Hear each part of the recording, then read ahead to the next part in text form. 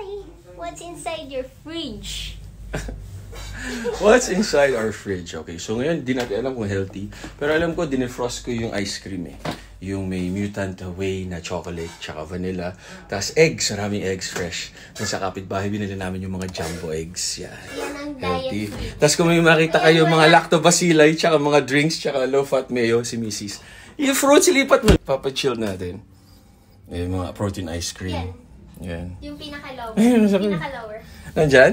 Ayun! Hindi pa lahat yan. Pinya, no? Nasa kabilang ref yung apple. Kung tinatanong nyo, ayan, garlic, onion, ginger, anti-inflammatory, good for the body.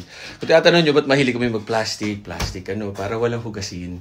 Ganun lang kasimple. Pag may special guest lang. Kasi kami maghuhugas. Nyak, nyak, nyak.